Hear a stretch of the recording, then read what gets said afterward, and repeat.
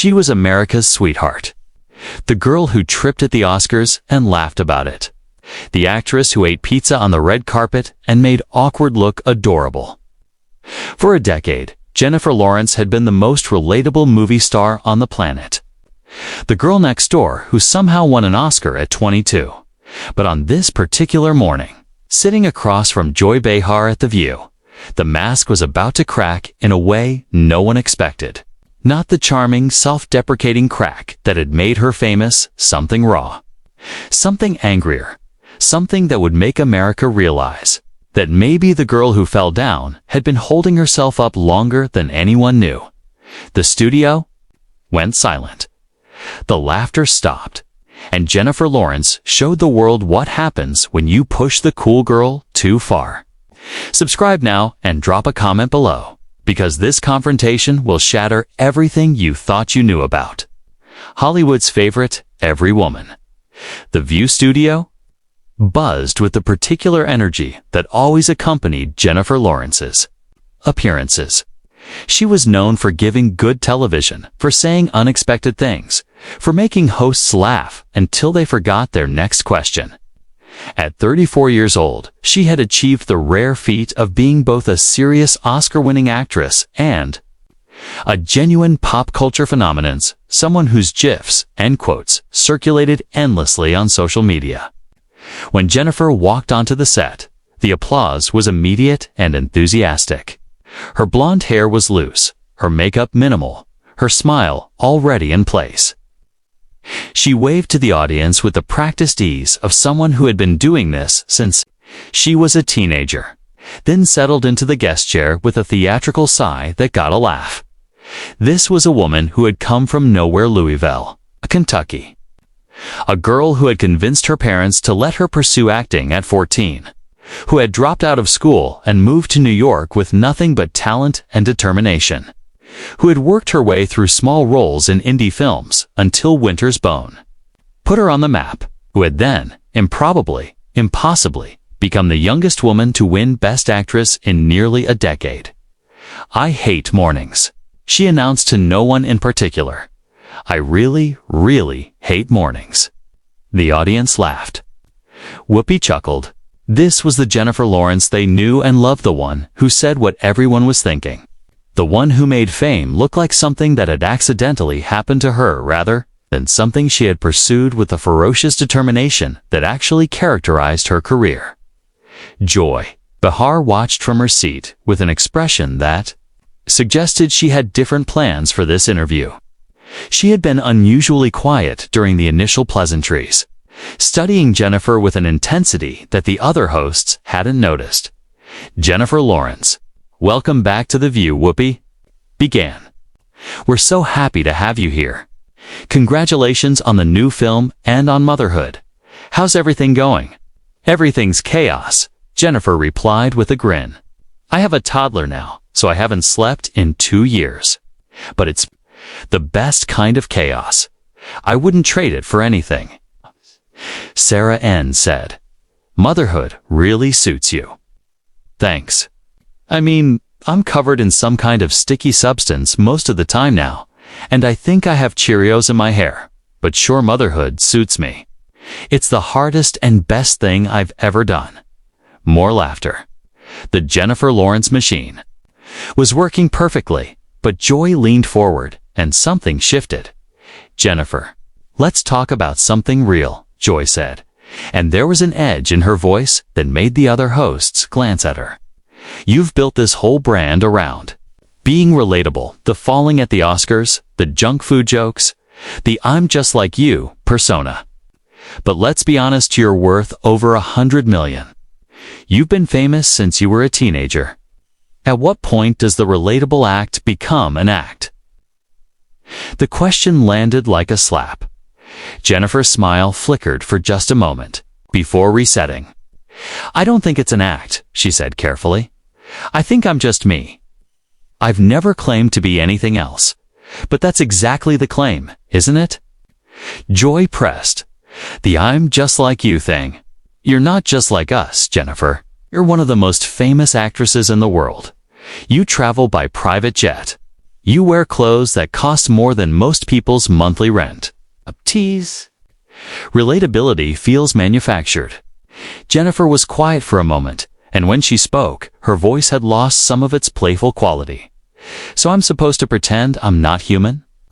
I'm supposed to act like some untouchable celebrity who never makes mistakes or feels awkward or wants to eat a burger. That would be more authentic to you. I'm just saying the persona is convenient, Joy replied. It's good branding. It makes you likable in a way that translates to ticket sales. Everything I do is branding now. Jennifer's eyebrow raised. I can't just be a person who trips sometimes and likes food. It has to be a marketing strategy. Joy shrugged. You're in the business of selling yourself.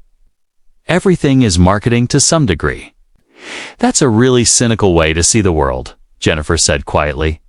Asterisk, and a really cynical way to see me. We've met before, Joy. Multiple times. You've seen me off camera. Do you actually believe I'm performing all the time? I think everyone in Hollywood performs all the time, Joy replied. It's what you do. The question is whether you're aware of it or in denial about it. Jennifer's jaw tightened visibly. Can we talk about something else? Sure, Joy said, but her tone suggested she was just getting started. Let's talk about the pay gap comments you made a few years ago. You wrote that essay about how you were paid less than your male co-stars and how unfair it was, but you were still making millions of dollars per film. Some people found it hard to sympathize with a millionaire complaining about not making enough millions. Don't you think that was a bit tone-deaf? I think equal pay is a principle, Jennifer replied, her voice growing harder. It doesn't matter if you're making minimum wage or millions. If women are being paid less than men for the same work, that's wrong. Period. But you're not exactly struggling, are you? Joy pressed. You're talking about inequality from a position of enormous privilege. Some women can't even afford childcare, and you're complaining about the gap between 20 million and 25 million. So, because I'm successful, I'm not allowed to advocate for other women. Is that the logic? Rich women should just shut up and be grateful. I'm saying the messenger matters. Your message came from a pretty comfortable place. Jennifer leaned forward, and there was something in her eyes now that the audience had never seen before. Let me tell you about my comfortable place, Joy.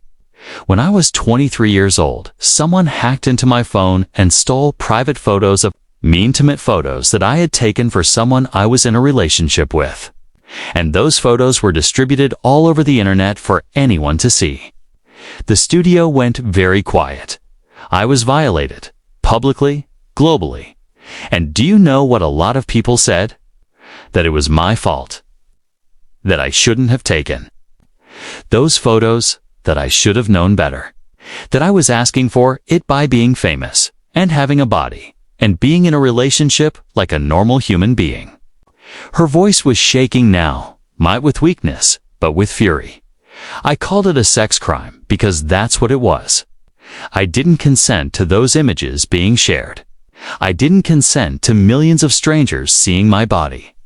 But instead of being treated as a victim, I was treated as a cautionary tale. This is what happens when you're careless. This is what you get for being famous. As if my privacy was something I had forfeited by being an actress. She paused, collecting herself. Do you know what that does to a person? To know that anyone you meet might have seen you in your most vulnerable moments. To wonder every time someone looks at you if they're seeing an actress or if they're seeing those photos. I had to keep working, keep smiling, keep being America's sweetheart while carrying that violation inside me every single day. She took a breath, steadying herself. So when you talk about my comfortable place and my privilege, remember that my body was turned into public property without my consent. Remember that I had to sit in rooms with executives and pretend everything was fine while knowing they had probably seen me naked. Remember that I was the victim of a sex crime and half the world blamed me for it. Joy seemed momentarily taken aback. but she recovered. That was terrible, and I'm sorry it happened to you, but it's not really relevant to the pay gap discussion. It's relevant to everything, Jennifer cut in, because it's all connected. The way women are treated in this industry, the way our bodies are commodified, the way we're told to be grateful for whatever we get and not complain, the way we're supposed to smile and be relatable and never show that anything bothers us. Because then we're difficult or tone deaf or whatever label makes it easier to dismiss us. She stood up abruptly, and the movement seemed to surprise even her. I've spent my entire career trying to be likable, trying to be the cool girl who doesn't take herself too seriously, trying to make everyone comfortable. And you know what I've learned? It doesn't matter. People will still find reasons to tear you down. They'll say your personality is fake. They'll say your advocacy is privileged. They'll say you deserve to have your privacy violated because you're famous. She paced slightly, her energy too big to contain in that chair. Do you know what the cool girl costs? It costs you the right to be angry. Costs you the right to be hurt. It costs you the right to have boundaries. Because the moment you show any real emotion, you're dramatic or difficult, or not as cool as we thought. The cool girl is a trap, Joy, a trap that women fall into thinking it will protect them and then spend years trying to escape. She stopped pacing and turned back to face the panel. I've watched other actresses get torn apart for being too serious or too cold or not relatable enough. So I went the other direction. I made myself approachable, accessible. I let cameras catch me being awkward because I thought that would protect me somehow. But it didn't. It just created a different set of expectations I had to meet. Looked around the studio, her eyes bright with unshed tears. I'm tired, Joy. I'm tired of performing for people who've already decided they don't like me. I'm tired of being analyzed and deconstructed and reduced to think pieces about whether I'm genuine or not. I'm tired of having to justify my existence to people who've never spent a single day living my life. Whoopi tried to intervene. Jennifer, I think we all understand, do you? Jennifer turned to her, and there was no hostility in her voice, just exhaustion. Do you understand what it's like to have your most intimate moments stolen and shared with the world? To have millions of strangers discussing your body? To know that no matter what you accomplish, some people will always see you as those photos first and an artist second? She wiped her eyes with the back of her hand, a gesture that was somehow both vulnerable and defiant. I won an Oscar when I was 22 years old. I've worked with the best directors in the world. I've helped create characters that meant something to people. Katniss Everdeen inspired a generation of girls to be strong and fight back. That character showed up at protests around the world.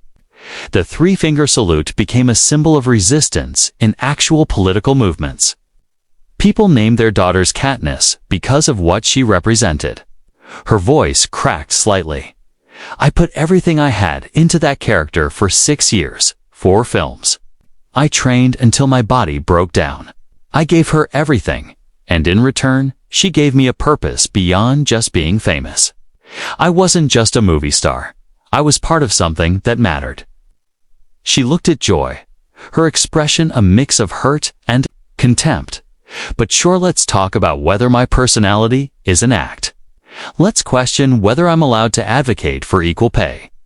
Let's reduce everything I've done to branding and marketing. You know what the funny thing is?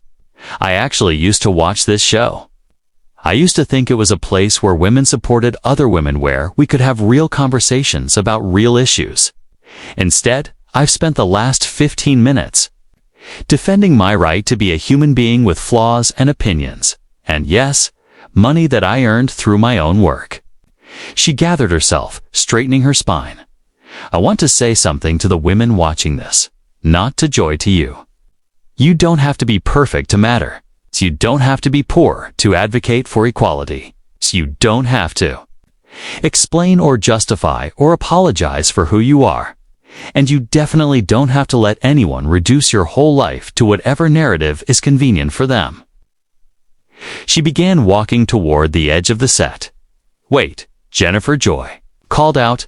"I wasn't trying to." "Yes, you were." Jennifer stopped, but didn't turn around.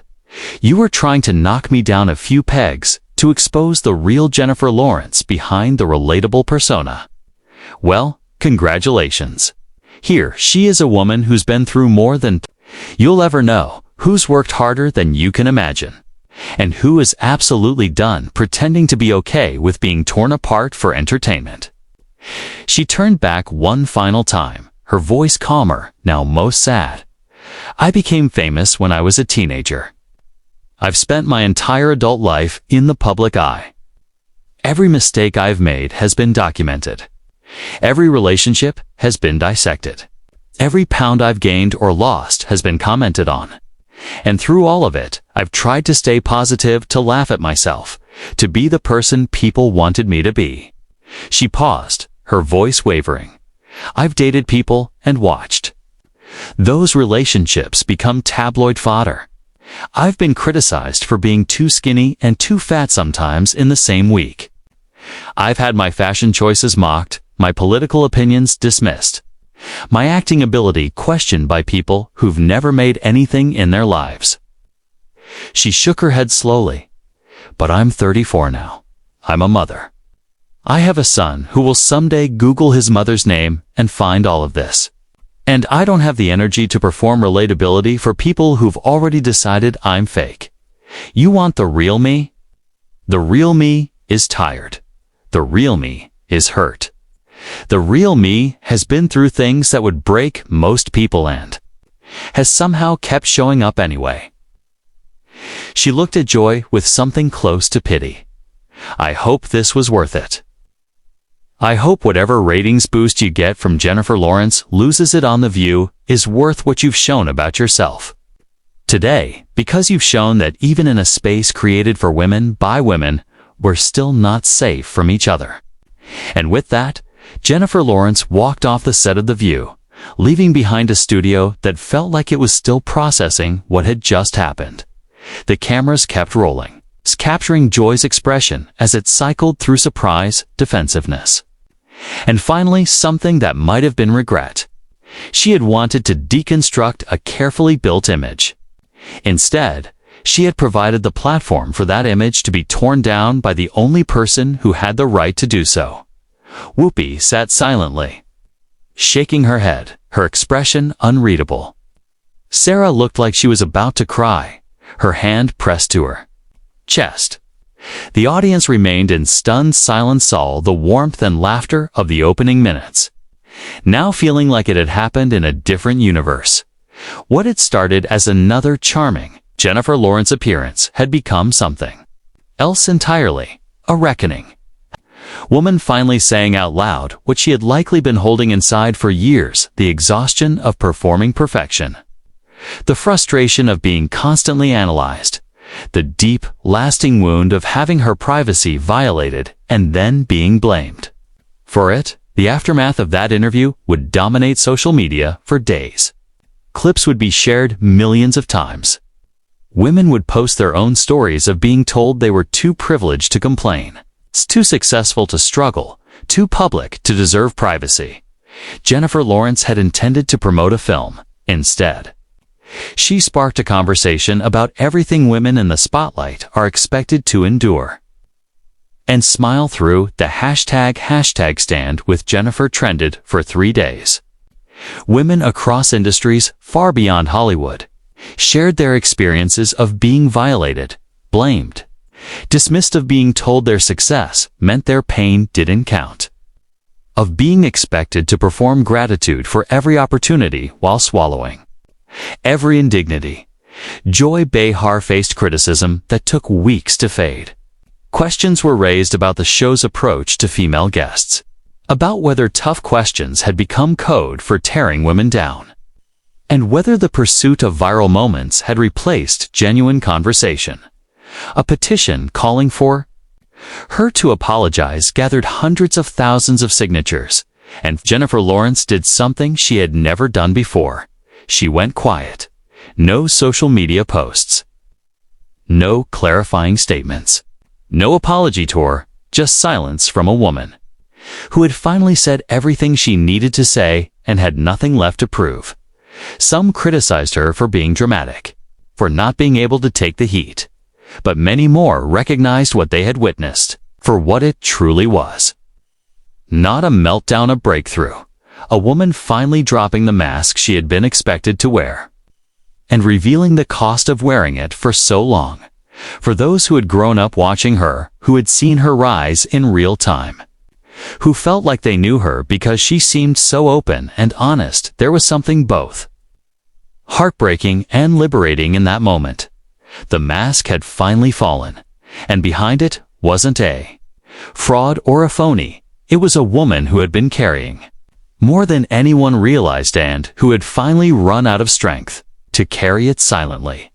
That was the real Jennifer Lawrence, not the clumsy, laughing, conceding girl America fell in love with, but the woman beneath it all, stronger than the persona, more complicated than the brand, and finally, completely done pretending otherwise.